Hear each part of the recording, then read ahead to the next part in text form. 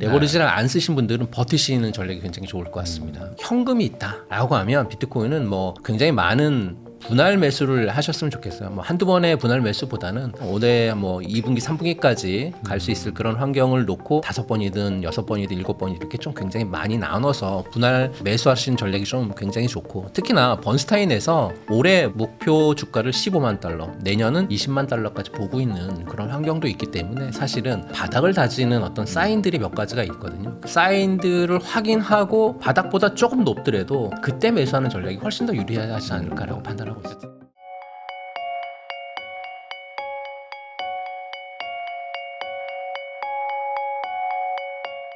조진표 대표님하고 이야기 나누고 있는데요. 그러면 이제 또 요즘 아픈 손가락이라고 해야 될까요? 이제 코인 쪽이 너무 안 좋아서 많은 분들이 좀 힘들어하는데 여기도 한번 좀 여쭤보겠습니다. 우선은 지금 비트코인이 그래도 12만 달러 막 이렇게 넘어서 한국 돈으로 뭐 1억 8천까지도 막 갔었는데 어느 순간 이제는 뭐 6만 5천 달러를 막 붕괴한다 뭐 이런 얘기들이 막 나오고 있습니다.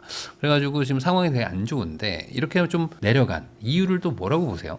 우선 아무래도 이제 12만 달러 부근에 있었던 비트코인 암호화폐가 사실은 가장 큰 건 연준 쪽에서의 금리 인하 관련돼 있는 불확실성이 계속해서 커지고 있기 때문에 그로 인해서 주가가 계속 조금씩 밀려왔고, 최근 들어서 급격하게 주가가 밀리고 있는 원인은 몇 가지가 있는 것 같아요. 우선 첫 번째는 케빈 워시 연준 의장의 어떤 지명의 충격적인 부분들이 가장 큰 것 같습니다. 지난 1월 달이죠. 트럼프 대통령이 케빈 워시 전 연준 이사를 차기 연준 의장으로 지명을 하면서 충격적인 게도 그날 이후서부터 암호화폐 시장이 뭐 한 일주일가량 계속해서 폭락을 하는 그런 사태를 겪었거든요. 워시라고 하는 인물이 사실은 인플레이션 쪽에서의 매파적인 인물이고 통화 긴축을 가장 선호하는 인물이었고, 또 암호화폐를 투기적인 자산으로 보고 있는 그런 인물이거든요. 특히나 저금리 환경이 무너질 경우에는 암호화폐는 사라질 수 있는 투기적 과잉이다, 뭐 이렇게 정말 과격한 표현까지 한 그런 인물이기 때문에 시장은 그 지명 발표 이후에 계속해서 7만 달러 아래로 떨어지는, 7만 달러까지 떨어지는 그런 현상이 전개가 됐고요. 두 번째는 2월 초에 스콧 베센 재무장관이 어떤 얘기를 했냐면 정부 차원에서의 암호화폐 구제를 금지하겠다, 그리고 전략적으로 미국 정부가 비트코인을 매입하는 걸 거부하겠다라고 하는 의사를 표현을 합니다. 그러면서 또 비트코인이 6만 달러대로 추락을 하게 되죠.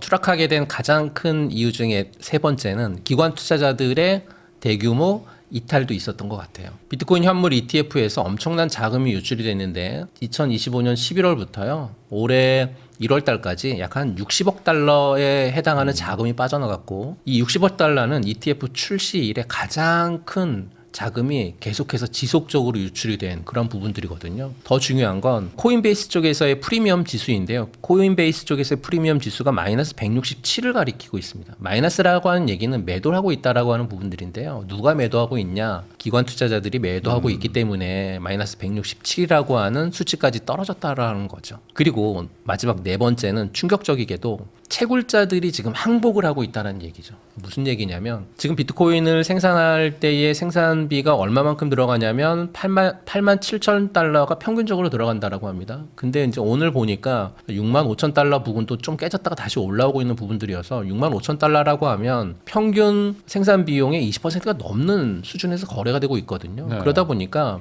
수익성이 안 나오는 거죠. 그래서 운영자금 조달이라든지 또 에너지 비용 충당이라든지 뭐 부채 상환 같은 이런 부분들로 인해서 채굴자들이 계속해서 비트코인을 던지고 있다. 이렇게 네 가지 정도의 이유로 인해서 비트코인이 계속 지금 내려가고 있는 그런 상황인 것 그러니까 지금 같습니다. 뭐 좋은 얘기가 잘 안 들리는 것 같아요. 그러니까 전반적으로 다 안 좋다는 얘기만 많이 나오고, 그러다 보니까 뭐 시즌도 끝났다 뭐 이런 얘기들도 나오고 있는데, 우선 아까 말씀하셨던 그 채굴 비용이라는 개념이, 그러니까 채굴 비용보다 지금 그 가격이 낮으면 결국에는 적자를 보는 거니까, 소위 말해서 이제 수지 타산이 안 나오잖아요.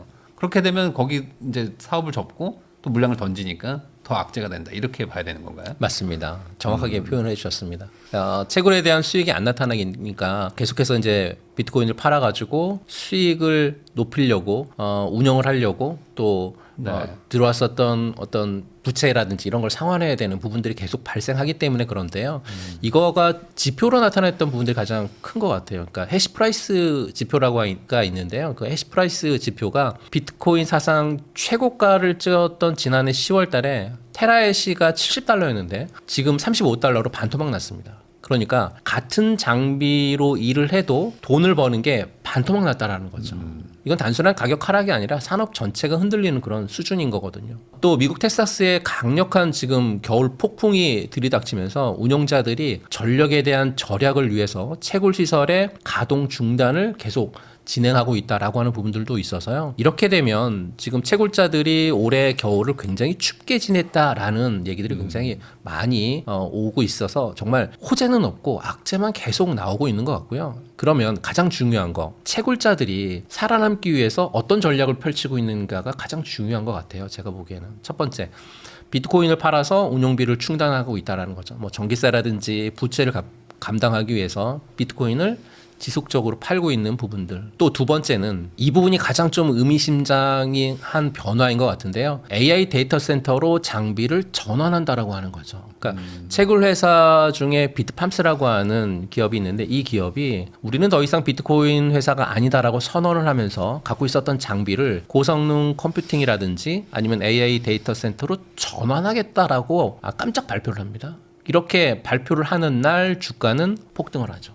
그러니까 가상화폐보다 AI가 돈이 더 된다라는 얘기를 지금 보여주고 있는 그런 사례가 아닐까 싶고요. 세 번째는 효율이 낮은 채굴자들은 퇴출되고요. 그걸 상위 업체들이 지금 다 독식을 하고 있거든요. 그러니까 보통 이제 상위 업체들이 전기세 같은 경우에 킬로와트 시당 3에서 4센트 정도 수준의 저비용 채굴 업체들이 상위 업체들이거든요. 이 업체들이 방금 말씀드렸던 3센트나 4센트보다 훨씬 더 많은 돈을 들여서 채굴하는 채굴 업체들을 다 흡수하면서 시장을 장악하고 있기 때문에 약육강식의 어떤 구조조정이 지금 현재 펼쳐지고 있지 않나라고 이렇게 보고 있습니다. 그러면서 또 이제 뭐 매물도 많이 나오고 하니까 이제 가격이 이제 힘을 못 쓴다. 거기다 아까 말씀하셨던 것처럼 이제 기관도 계속 매도를 하고 있다고 하는데 그러면은 어쨌든 뭐 수요와 공급만 보면은 뭐 기존에 채굴한 매물들이 계속 나오는 거니까 물량이 나오는 거니까 안 좋겠어요. 이쪽도 기관들도 지금 팔고 있는 거죠. 맞습니다. 기관 쪽에서 굉장히 많이 팔고 있는데 사실은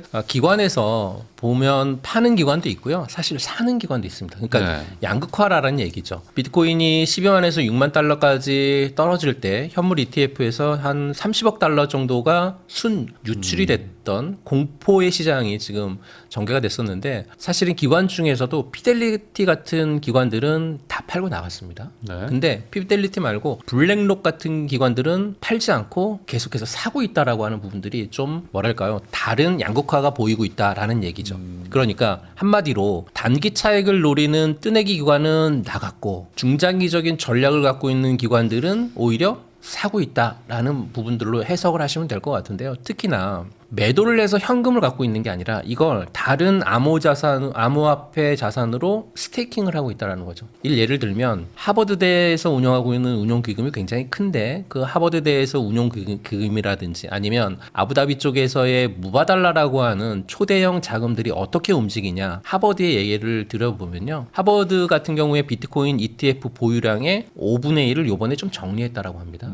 그럼에도 불구하고 하버드가 갖고 있는 비트코인의 가치는 2억 6,500만 달러에 달한다라고 하니까 굉장히 큰 가치고요. 이건 구글이나 마이크로소프트 또는 아마존이 갖고 있는 기술주가 보유하고 있는 보유액보다 훨씬 많은 그런 비트코인을 보유하고 있는데요. 문제는 비트코인 5분의 1 팔았잖아요. 이걸 어디로 했냐? 현금 갖고 있냐? 아닌 거죠. 이더리움 ETF를 샀습니다. 특히나 8,600만 달러 넘게 이더리움 ETF 신규 매수를 했다라고 하는 게 이게 핵심이죠. 하버드가 빅테크 주식을 산 게 아니라 암호화폐, 그러니까 비트코인처럼 암호화폐 중에서 비트코인과 이더리움으로 포트폴리오를 좀 다변화시킨다라고 하는 건 굉장히 큰 상징성이 있는 거거든요. 이제 암호화폐는 대안자산이 아니라 필수 자산으로 들어왔다 이렇게 해석도 해도 과언이 아닌 그런 상황이 현재 펼쳐지고 있다라고 보시면 그럼 됩니다. 이런 움직임을 보면은 결국에 이번 시즌이 끝난 건 또 아닌 건가? 그러니까 아직 계속 가는 건가? 그 모두가 떠났다고 생각하지만 사실 또 큰 손들은 사고 있다고 하니 여기서 나가는 게 맞나? 뭐 이런 고민들도 많이 하실 것 같아요. 우선 이제 반감기에 대한 부분들에 대한 공식이 올해는 좀 깨진 것 같아요. 근데 이제 반감기에 대한 공식이 깨지고 새로운 슈퍼사이클에 대한 공식이 도래했다. 이렇게 보시는 게 좀 맞지 않을까 싶고요. 왜 그렇게 보고 있냐면 첫 번째 이유는 공급에 대한 충격보다는 수요가 시장을 확실하게 지배했다. 새로운 수요가 지배했다라고 보시면 좋을 것 같습니다. 그러니까 공급량이 사실은 반감기 같은 경우에는 공급량이 줄어드는 게 어떻게 보면 뭐 상승의 트리거였잖아요. 네. 근데 지금은 블랙록이라든지 뭐 피델리티 같은 거대 자산 운용사들뿐만 아니라 연기금이라든지 또는 국부 펀드라든지 이런 쪽에서 비트코인을 포트폴리오에 계속 담고 있다라고 하는 거죠. 그렇다는 얘기는 비트코인을 디지털 금이라고 하는 걸로 제도화권 안에서의 어떤 자산으로 제대로 평가를 받고 있는 그런 상황이 전개가 되고 있지 않나라고 판단하고 있고요. 또 두 번째는 거시경제하고의 동조화가 최근 들어서 많이 일어났습니다. 이 얘기는 어떤 거냐면 미 연준의 통화 정책을 보게 되면 비트코인 반감기의 어떤 날짜의 흐름을 통해서 변동성이 일어나는 게 아니라 글로벌 유동성이라든지 또는 금리 사이클에 맞춰서 비트코인이 민감하게 움직였었던 게 훨씬 더 많았거든요. 네.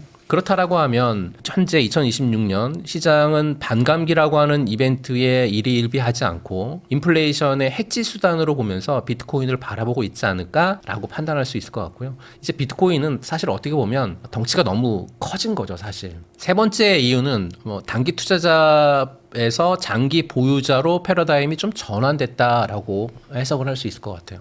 온체인 데이터에 보게 되면 1년 이상 비트코인을 움직이지 않은 호들러라고 하는 이 비트코인 갖고 있는 분들이 역대 최고치를 지금 좀 경신하고 있거든요. 그러니까 단기 자금 흐름이 그동안 뭐 4년 주기의 비트코인에 대한 흐름을 통해서 단기 자금들이 들어갔다 빠지고 했었던 부분들이 전개됐다라고 하면 이제는 퇴직연금이라든지 이런 장기 적립식 투자를 통해서 비트코인의 장기 투자자들이 계속해서 늘고 있다라고 하는 관점으로 좀 볼 필요가 있을 것 같습니다. 그러면 비트코인의 주기가 끝났냐라고 하는 질문을 저는 비트코인이 이제 성숙해졌냐라고 하는 질문을 좀 바꾸고 싶고요. 그렇다라고 하는 질문에 저는 예스라고 말씀을 드리고요. 비트코인을 언제 사느냐가 중요한 게 아니라 얼마나 유지하느냐가 지금 수익률을 결정하는 그런 시기가 아닐까라고 말씀드리고 싶습니다. 그러니까 이런 경우에 이제 꼭 더 떨어질 것 같으면서 팔고 그다음에 나중에 이제 회복할 때 사야겠다는 생각들을 하는데 그거보다는 그냥 뭐 가지고 있으면 홀드를 하는 것도 나쁘지 않다. 뭐 이렇게 해석을 해야 되는 건가요? 맞습니다. 많은 투자자분들이 단기 투자를 좀 많이 해보셔서 아실 건데요. 네. 밑에 내려왔을 때 사고 올라갈 때 팔고 뭐. 팔고 이거를 개인 투자자분들이 그렇게 잘하시는 분들을 잘 못 네, 봤습니다. 쉽지 사실은. 않죠. 쉽지 사실 않습니다. 쉽지 않습니다. 사실은. 네. 그러면은 결국에 이 분위기가 지금 안 좋아서 이 모든 문제가 있는 건데 이 분위기의 좀 반전이 뭐 클래리티 법안 이게 지금 지연돼서 그런 거지 이게 통과되면 조금 나아질 것이다 라는 뭐 얘기들도 많은데 반대로 또 트럼프 정부에서도 이렇게 열심히 또 안 하는 것 같기도 하고 좀 불안하단 말이죠. 어떻게 보십니까? 클라리티 법안 사실 최근에 백악관에서의 비밀 회동이 있었거든요. 그때 있었던 문제 중에 하나가 클래리티 법안에 대한 얘기였는데 극적인 어떤 진전을 보였다라고 하는 메시지가 좀 나왔어요. 최근에. 가장 큰 영향은 제도권 자금의 대이동이 시작됐다라고 하는 부분들이거든요. 이제 그동안에 이제 기관 투자자들이 스테이블 코인을 망설였던 이유 중에 하나는 법적 근거가 없었기 때문에 그렇습니다. 근데 이제 4월에 법안이 통과될 가능성이 굉장히 높고 그렇게 되면 미국 연방 공인을 받은 디지털 달러로 이제 거듭나는 부분들이기 때문에 중요한 건 이자 지급 여부를 좀 체크해 볼 필요가 있을 것 같아요. 만일 은행처럼 이자 지급에 대한 부분들이 효과를 보거나 아니면 이자 지급이 진행이 된다라고 할 경우에는 정말 막대한 자금이 이제는 암호화폐 쪽으로 계속해서 옮겨올 수 있을 가능성이 굉장히 커지거든요. 또 4월 달에 클래리티 법안이 통과될 수 있을 가능성을 폴리마켓이라고 하는 예측기관에서는 몇 퍼센트를 보고 있냐면 90%를 보고 있습니다. 아, 그래요? 그렇게 되면 충분히 통과가 가능할 것 같고 3월 달에 타협안에 대한 절충안이 나올 거고 4월 달에 입법이 완료된다라고 하면 미국은 디지털 자산의 패권을 확실하게 쥐일 것 같고요. 시장은 그렇게 되면 규제 리스크의 어떤 해소, 거기에 신규 자금에 대한 유입 이렇게 된다라고 하면 과거의 상승 트리거는 없어질 것 같고 없어지는 건 아니더라도 과거의 상승 트리거보다는 지금의 상승 트리거가 훨씬 더 큰 트리거가 되지 않을까. 그렇게 되면 주가는 올라가지 않을까라고 판단합니다. 그러면 지금 결과적으로 이 코인 뭐 이렇게 이더리움이나 뭐 리플 뭐 비트코인 이런 거 가지고 계신 분들이 되게 힘든데 이분들은 그냥 계속 보유인가요? 아니면 뭐 추가 매수인가요? 아니면 뭐 분할 매도인가요? 뭐 어떻게 해야 될까요?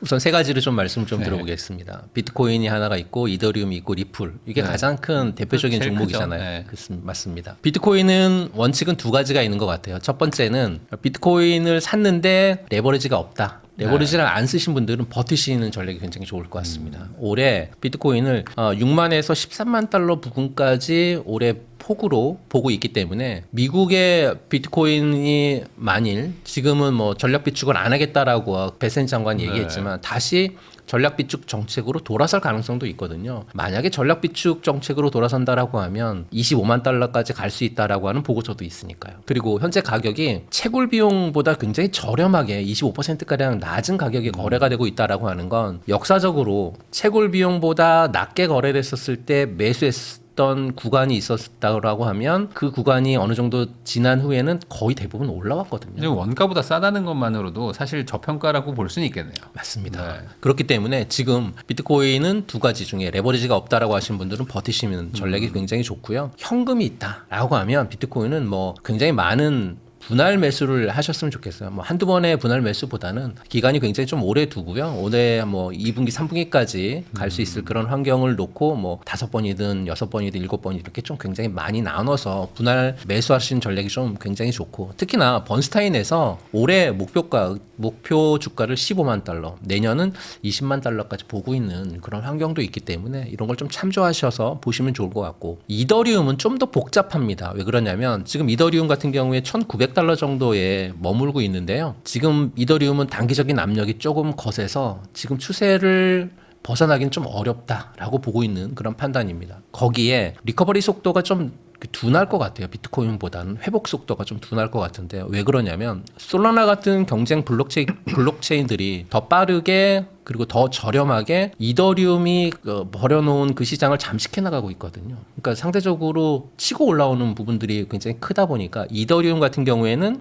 보유하고 있는 분들 같은 경우 저는 이더리움의 비중을 좀 줄이셨으면 좋겠습니다. 네. 그래서 좀 더 빨리 올라올 수 있는 리밸런할 수 있는 부분들을 통해서 뭐 비트코인이라든지 이런 쪽으로 약간 갈아타는 전략. 그렇다고 이더리움을 다 팔아라라고 하는 건 아니고 좀 더 빨리 올라올 수 있는 비트코인 같은 쪽으로 옮기는 전략이 좀 낫지 않을까 싶고 리플 전략을 말씀드리면 리플은 소비자 암호화폐 트렌드보다는 디지털 자산 정산에 초점이 좀 맞춰져 있는 것 같아요. 그러니까 올해 2월 기준으로 리플의 어떤 기업 가치를 놓고 봤었을 때 500억 달러 정도 리플의 기업 가치가 책정이 되고 있거든요. 핵심은 하락장에서도 XRP에 꾸준히 기관 자금이 들어온다라고 하는 부분들이 거죠. 그래서 리플이 올해 목표 가격은 한 3.5달러 정도고 특히나 2분기, 3분기에서부터 서서히 회복세가 전개될 거라고 보는 분들이 굉장히 많이 있거든요. 더더군다나 미국 쪽에서의 전략자산으로 XRP가 포함될 경우에 그렇다라고 하면 3.5달러보다 훨씬 더 올라갈 수 있을 가능성이 높기 때문에 리플 보유자다라고 하면 저는 홀딩 전략 말씀을 좀 드리고 싶습니다. 추가 매수는 조금 다들 좀 위험한가요? 그럼 비트코인 말고는 굳이 뭐 지금 추가 매수를 해야 될 필요는 없을까요? 그렇죠. 추가 매수는 떨어지는 칼날을 잡는다라고 하기보다는 사실은 바닥을 다지는 어떤 사인들이 몇 가지가 있거든요. 그 사인들을 확인하고 바닥보다 조금 높더라도 그때 매수하는 전략이 훨씬 더 유리하지 않을까라고 판단하고 그러니까 있습니다. 지금은 좀 이제 길게 보고 조금씩 산다든지 뭐 그런 정도만 해야지 지금이 저점이다라고 해서 들어갔다가 지금 계속 계단식 하락 때문에 추가로 힘들어지시는 분들이 좀 많아가지고 아직은 조금 지켜보긴 해야 된다. 네, 이렇게 정리할 수 있을 것 같습니다. 지금까지 조진표 대표님 모시고 뭐 반도체, 로봇, 뭐 코인까지 뭐 다양한 얘기들을 나눠봤는데요. 이런 내용들이 어찌 보면은 이제 다 복잡하게 들리실 수도 있지만 뭐 이 중요한 거는 그 핵심 원리나 아니면 그 산업에 대한 정확한 좀 공부가 필요하면 그걸 하신 다음에는 좀 더 이해도가 좀 쉬울 것 같아요. 근데 제가 좀 걱정되는 거는 이제 오른다고 하니까 막 그냥 우선 사시는 분들이 많아가지고 그게 좀 걱정이긴 한데 그렇다고 또 이게 기회가 왔는데 안 하고 또 공부만 하고 있기도 좀 뭐하고 그래서 뭐 말릴 수는 없지만 그래도 이제 사고 나서 꼭 공부는 꼭 하셨으면 좋겠다 라는 생각도 좀 들고 오늘 내용들이 그 시작이 되지 않았을까라는 생각도 듭니다. 지금까지 시청해주셔서 다시 한번 감사하다는 말씀 전하면서 저도 대표님하고 인사 나누도록 하겠습니다. 오늘 나와주셔서 감사드립니다. 고맙습니다.